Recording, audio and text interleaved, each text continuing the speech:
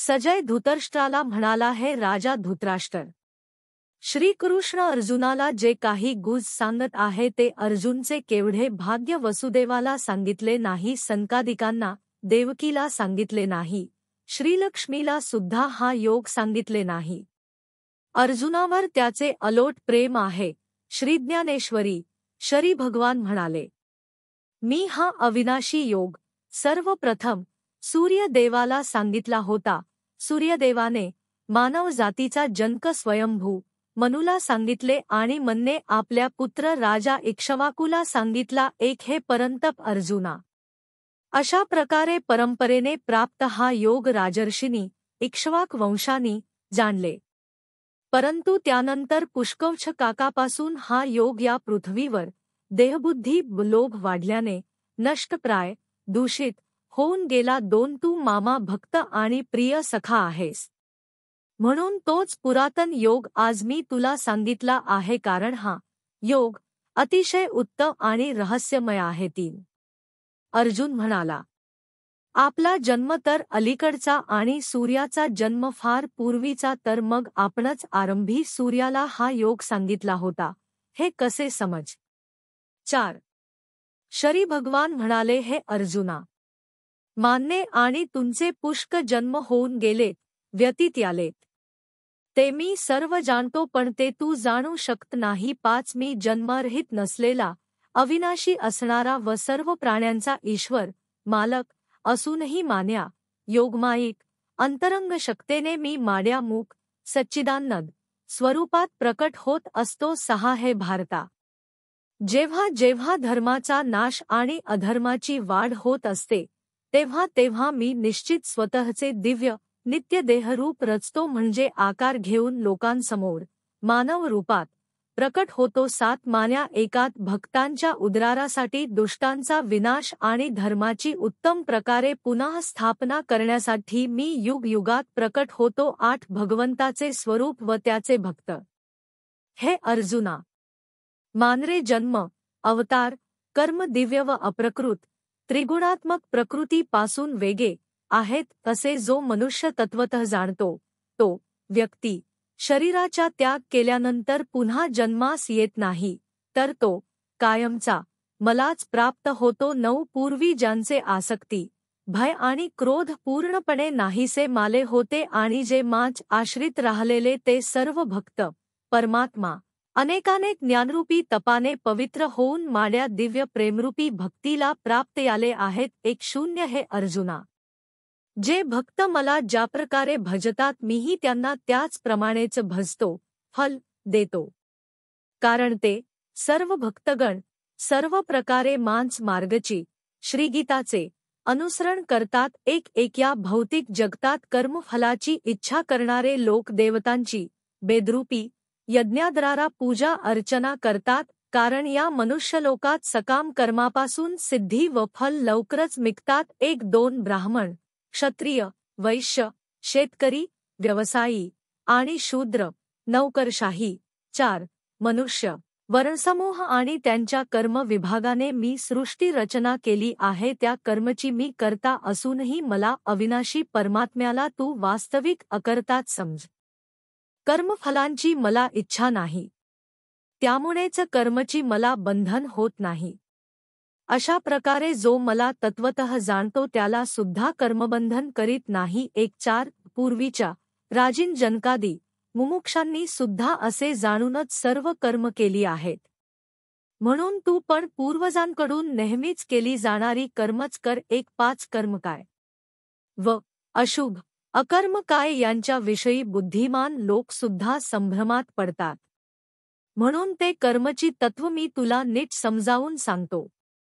ते कळले की तू अशुभ दुःखरूपी संसारातून कायमचा मुक्त होशील. 1-6 कर्माचे स्वरूप आणि अकर्माचे स्वरूपही जाणले पाहिजे, तसेच भक्तिकर्म विकर्माची स्वरूपही जाणले पाहिजे, कारण तात्विक स्वरूप समजण्यास कठीण आहे. 1-7 ज्ञानी मनुष्यांचे कर्म जो कर्मात अकर्म आणि अकर्मात कर्म वाहील, तोच मनुष्यांमध्ये बुद्धिमान होय आणि तो सर्व कर्म करीत असला तरी दिव्य स्तरावर स्थित आहे. 1:8 ज्याचे सर्व शास्त्रविहित कर्मे कामनाशून्य व संकल्परहित होत असतात, तसेच ज्याचे सर्व शुभ कर्म ज्ञानरूपी अग्नीने पूर्णपणे जाळून गेली आहेत, असे व्यक्तीला ज्ञानी लोकी पंडित म्हणतात. 1:9 जो सर्व कर्म आणि कर्मफलात आसक्ती पूर्णपणे टाकून तसेच सांसारिक आश्रय ममता सोडून परमात्म्यात भक्तीमध्ये नित्य तृप्त राहतो,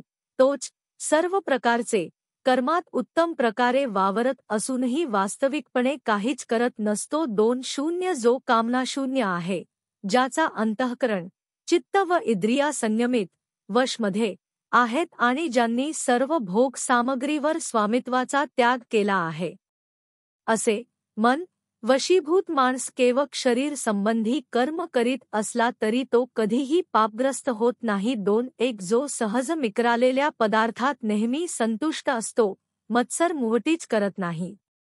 जो सूक्ष्मदह इत्यादी हंदामध्ये सहनशील, सिद्धीत व सिद्धीत संभाव ठेवणारा कर्मयोगी सर्व भौतिक आणि आध्यात्मिक कर्म करत असूनही त्याला कुठलेही कर्म बंधनकारक होत नाही. 2:2 जे कर्मफलात आसक्तरहित आहेत, सांसारिक द्रद्रापासून मुक्त माले आहेत आणि ज्याचे चित्त नेहमी परमात्माच्या ज्ञानात स्थित आहे, असा केवळ यज्ञासादी कर्म करणारे माणसाची सर्व कर्मे पूर्णपणे नष्ट होऊन जातात. 2:3 ज्या यज्ञात अर्पण अर्थात सुवा आदी ब्रह्म आहे, हवनमध्ये लागणारी द्रव्य सुद्धा ब्रह्म आहे.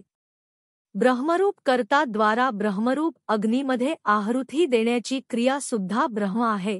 तसेच ब्रह्मकर्मात पूर्णपणे तल्लीन आलेला व्यक्तीला फक्त ब्रह्मच परमेश्वराला प्राप्त करणे योग्य आहे. 2:4 काही योगी देवांची पूजारूपी यज्ञाचे उपासना उत्तम एक अनुष्ठान करतात, तर इतर काही ब्रह्मरूपी अग्नीत वेदांतील यज्ञांच्या द्वारा यज्ञातच क्रियांची आहुती देतात. 2:5 दुसरे काही योगी कान नाक इत्यादी इंद्रिये संयमरूपी अग्नीत हवन करतात, तर इतर अन्य गृहस्थगण इंद्रियरूपी अग्नीत शब्दादी विषयांचे हवन करतात. 2:6 अन्य योगीजन सर्व इंद्रियाच्या क्रियांना व प्राणांचे, दोन्ही नाकाचे व प्राणपान वायूचे क्रियांना ज्ञानाने प्रकाशित आत्मसंयम योगरूपी अग्नीत हवन करतात. 2:7 हे अर्जुना, काही लोक द्रव्य विषयरूपी धन अनन दानादी यज्ञ करतात, काही लोक तपश्चर्यारूपी यज्ञ आणि काही योगभ्यासरूपी यज्ञ करतात. इतर काही लोक वेदांचे स्वाध्याय अध्ययन व त्यांचे ज्ञान अर्थ रूपी यज्ञ करतात. ते सर्व प्रयत्नशील कडक त्रासदायक व्रते करणारे आहेत. 2:8 तसेच काही योगी नाडी शुद्धी प्राणात अपान वायूचे व अपमानामध्ये प्राणवायूची आहुती देतात. कोणी तर योगभ्यासाने दोन्ही वायूचे गती थांबवून प्राणायाम परायण होतात आणि कितीतरी अल्पाहार उपवास करून प्राणांचे प्राणातच हवन करीत असतात. 2:9 ते सर्व साधक यज्ञांना जाणणारे आहेत. ते यज्ञाचे द्रारा पापाच नाश करून यज्ञाच्या अवशिष्ट अमृत फलांचा भोगेश्य सिद्धी भोग घेतात, ज्यामुळे ते आनंदानी ब्रह्म अविनाशी तत्वाची प्राप्ती करतात. 3:0 हे कुरुश्रेष्ठ अर्जुना, जो शास्त्रात सांगितलेले यज्ञ करीत नाही त्याला अल्पसुख विशिष्ट मनुष्यलोक सुद्धा सुखदायक नाही, मग अन्य पर लोक व पुढील जीवन कसे सुखदायक असतील. 1:3 असे प्रकारे अनेक प्रकारचे यज्ञ प्रजापतीचे श्री विष्णूच्या मुखातून विस्तृत रूपात वर्णन्याले आहेत. त्यांना तू सर्व कर्मजनित वाणीमन शरीरादी क्रिया इंद्रियांपासून उत्पन्न जाण, असे प्रकारे मोक्ष प्राप्त करशील. 1:3 हे परंतप अर्जुना, ज्ञानयज्ञ द्रव्यमय यज्ञापासून श्रेष्ठ आहे, कारण सर्व कर्म ज्ञानरूपी अग्नीत अर्थामध्ये समाप्त हवन होतात. 3:3 ते सर्व यज्ञ तू तत्वज्ञानी लोकांकडे जाऊन समजून घे, त्यांना साष्टांग नमस्कार कर, सेवा कर आणि निष्कपटपणे सर त्यांना प्रश्न विचारल्याने आत्मा परमात्मा तत्वोत्तम प्रकारे जाणणारे ते ज्ञानी आत्मसाक्षात्कारी तुला त्या तत्वज्ञानाचा उपदेश देतील 3-4 ते जाणल्याने पुन्हा तू अशा प्रकारच्या मोहात कधीच पडणार नाही. तसेच हे अर्जुना, त्या ज्ञानामुके तू सर्व प्राणिमात्राला आत्म्यात, आत्मस्वरूपात, नेतर मान्यात म्हणजे मानेच अंश आहेत हे तू पाहशील. 3-5 ने कुह जरी तू इतर सर्व पापण्यांहूनही अधिक पाप करणारा दुराचारी असल्यास तरी परमात्मा ज्ञानरूप नौकेने तू खात्रीने या संपूर्ण दुःख पापरूपी संसार समुद्राला चांगल्या प्रकारे तरून जाशील. 3-6 कारण हे अर्जुना, ज्याप्रमाणे पेटलेला अग्नी इंधनाचा राख करतो त्याचप्रमाणे ज्ञानरूपी अग्नी सर्व शुभाशुभ कर्मबंधने भस्मसात नष्ट करतो. 3-7 कारण ज्ञानासारखे पवित्र पापांचे नाश करणारे खात्रीने या जगात दुसरे अस्तित्वात काहीच नाही.